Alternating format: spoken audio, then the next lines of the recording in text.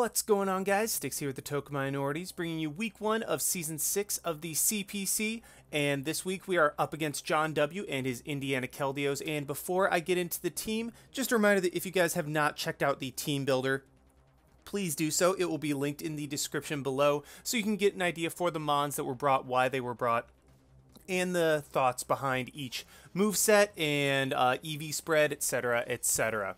And also, if you are new to the channel, please feel free to check out the TTM Discord here at TTM. We are a collaborative channel, so there is not only myself, there is draft content from TTM Jolt and Crobat for the Win, both of whom are in the GBA. Jolt is in Majors, and Crobat for the Win is in the GBA D-League. So got two relatively, well, not relatively, you got two very solid and entertaining battlers right there, as well as myself. And we also have TCG content and also Smogon content if Maddie ever decides to do something with that. I mean, it's technically on the channel and has been done in the past like 6 months, so I believe I can legally say that we do Smogon content. But regardless, please feel free to check that out. We also have channels in the description below channel to the Discord, on the Discord, where we have all of our respective draft format teams, as well as channels for Smogon and TCG.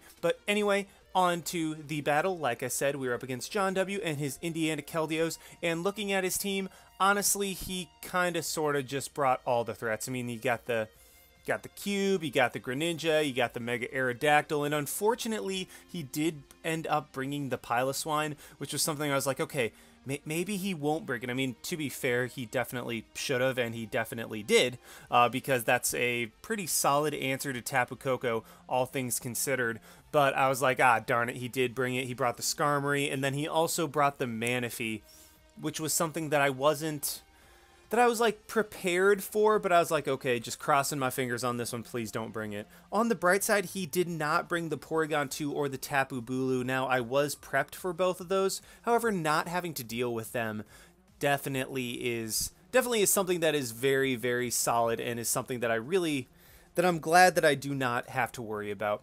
But that being said, looking at his team, he's probably going to lead. I feel like he's either going to lead with Greninja or potentially Piloswine or Aerodactyl. Either way, Tapu Koko is going to be my best lead, as I can Volt Switch or U-turn on whatever he sends out. So that is what I'm going to do. I lead with my Tapu Koko as he leads with his Skarmory. And then knowing that Skarmory would not want to stay in for a T-Bolt. I mean, even if he predicted the U-turn, I mean, if I had Thunderbolt, I could easily just go for that safely turn 1. And then Skarmory would still be in against a Tapu Koko, and he really would have gained nothing from it. So this turn, knowing that he does not want to give up his Skarmory this early, I'm just going to go ahead and go for the U-turn on the Piloswine as that comes in. And at this point, I know that I said that Lucario can easily just win, but considering his team being very, very weak to Tapu Koko, I mean, 4 of his 6 mons are straight up weak to Volt Switch. I mean, Greninja, Mega Arrow, Skarmory, and Manaphy all are just straight up weak to that and would get hit very, very hard by a Volt Switch. And then Kyurem's also weak to rocks. I figure that even though Lucario can win, Tapu Koko is going to be my win con this game. So with my Shuka Berry, I can easily trade my Lucario for this Piloswine, and at this point I figure that that is going to be my best course of action. And unfortunately, Lucario is not going to be able to sweep in this game. As you see, I do go for the close combat. Doesn't quite take it out, I knew that, but I knew even at -1 with the Shuka Berry, I would be able to live the Earthquake, and I will be able to knock out the Piloswine with a follow-up Bullet Punch. Now, one thing I was considering is, okay, do I just go ahead and go for a Swords Dance? Because it would allow me to guaranteed live even a crit Earthquake with my Shuka Berry, and then I would be a +2 Lucario, which would guaranteed knock out the Piloswine with a +2 close combat, and I could do extra damage to whatever he decided to go into. But at that point, I figured, you know what? If he, for whatever reason, just goes straight into Manaphy, I want to be able to at least have some damage off on that early. So basically, I decided that even though I could easily have gotten up to +2 and been a huge threat against his team, I at the time I figured it was better at the very least to get the damage off on the Piloswine, because what was brought against me in multiple mocks was a red card Skarmory, and I wanted to get the damage off on the Piloswine while I could, so that way U-turn could eventually be able to take it out. It'd be that much closer to taking it out. And if I just got up to +2, I would get off one close combat against Skarmory for nothing if Piloswine decided to stay in and get up rocks.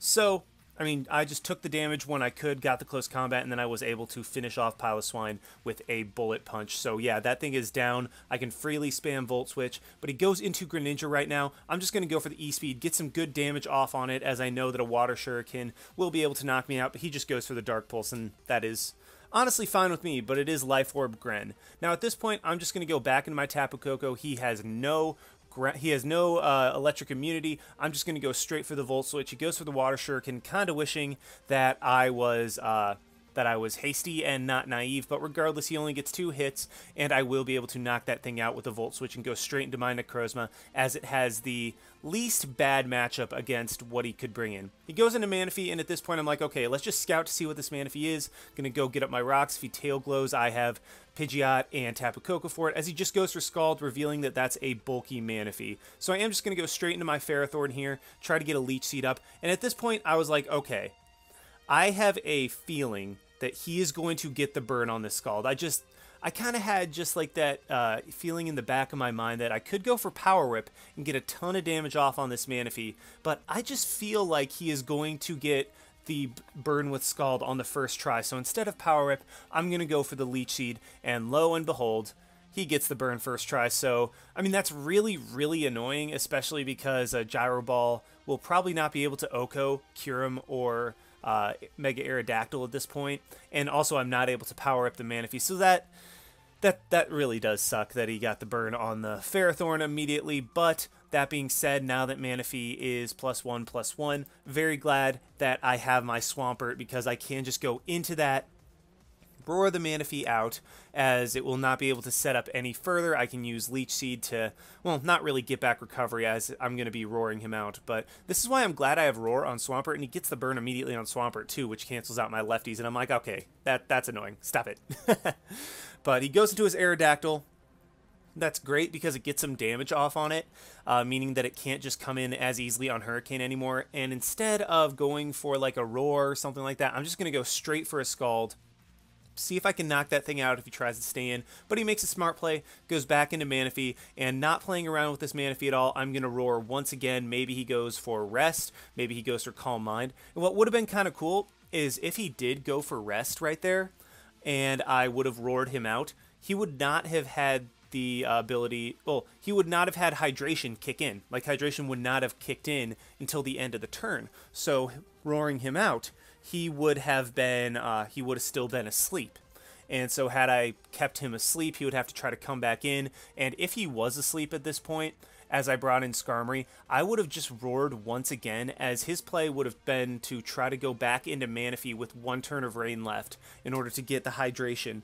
And if Manaphy's asleep, it does not have Sleep Talk. It has Rain Dance, Calm Mind, Scald, and Rest. It does not have Sleep Talk, so I would be able to just take advantage of that sleeping Manaphy, as it has no way of really... I mean, it's just 2 free turns for me to try to take advantage of that Manaphy.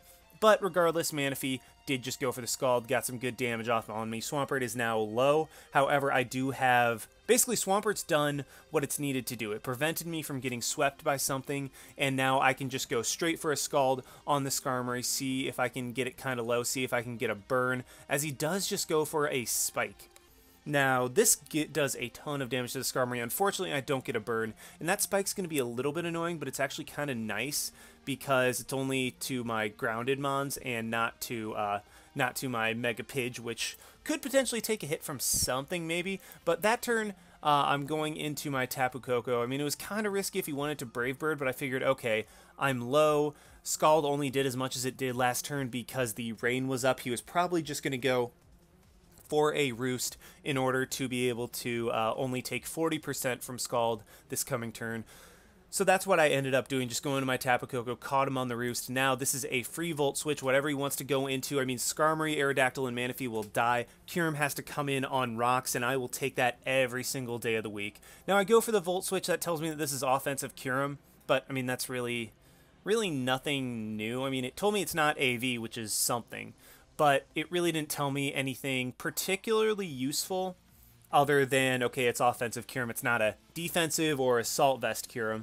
And I could easily go into Pidge right here and potentially just go for a Hurricane and knock it out, but there's a very good chance that this Kyurem is Scarfed, and I need to rely on Pidge and Tapu Koko in order to take on the Manaphy, because Tapu Koko is pressured enough by Mega Arrow and Skarmory because I'm relying on on this to take them out. So I don't want to risk my Mega Pidge, as it's another way of dealing with Manaphy. So I am just going to go straight into my Ferrothorn right here. A Leech Seed is completely free. It lets me heal up some damage on something. As he just goes into his Skarmory, once again, I get up my Leech Seed, and this is fantastic because what this allows me to do is go back into my Tapu Koko. He's not going to kill me with a Brave Bird at this point, and also even if he does roost up, my the Skarmory Sturdy will still be broken at this range just because of the Leech Seed. So he does go for the taunt right here. My Tapu Koko is able to heal up more than it took from Spikes as it came in, and I'm just once again going to go for the Volt Switch as the Kyurem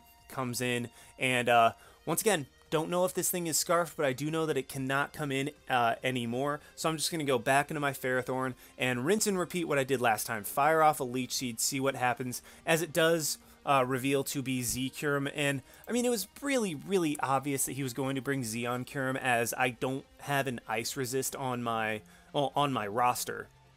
However, in this situation, I was like, okay, Ferrothorn, if you go down to a Z move, then I know that my Koko and Mega Pidge outspeed. So it was kind of a, okay, I know this is probably the situation, but I don't want to risk a potential Scarf and lose because of it. So Ferrothorn actually took that Sub-Zero Slammer very nicely, revealing that it was special, and I am able to get a knockout on the Kyurem Black with my Leech Seed, which means that all of his remaining Mons are weak to Electric, and quite frankly, Tapu Koko is just going to very easily win the game. Now at this point, I'm just going to pull a switch directly into Mega Pidge, as whatever he does, I should be able to knock out the Manaphy. If he goes for a Calm Mind, well, guess what? I have a Mega Pidge in on a Manaphy that's even +1/+1, but still Modest Hurricane is going to hit very hard. Goes for Scald, I can take that. He goes for a Rain Dance like he does right here. Well, then my Hurricane is still going to be able to hit insanely hard and potentially take this Manaphy out. And considering that Aerodactyl did have to switch in on rocks earlier, I'm not thinking that he'll want to try to pull a switch into that. So I'm just going to Mega Evolve, go for the Hurricane. That is definitely going to take out the Manaphy, as Crow Manaphys are definitely, well, they have very minimal special defense investment because they're relying on Calm Mind. He goes into Aerodactyl right here, and what I should have done, hindsight 2020, was immediately gone for a Toxic, because all I need to do to really guarantee that Aerodactyl is in range of Volt Switch, I mean, first of all, unless he's insanely bulky, Aerodactyl is already, I mean, even at 100% is already relatively in range. The roll is very in my favor to knock it out from full. But what I should have done is gone for a Toxic to just guarantee that Mega Arrow was in range of a Volt Switch no matter what. But I did go into the Swampert trying to sack it off, as he makes a very good read, goes for the Roost. And I mean, even if Mega Pidge went down, that really doesn't matter, because I mean, I still have plenty of Mons left in the game. I was just kind of saving it, not sure why.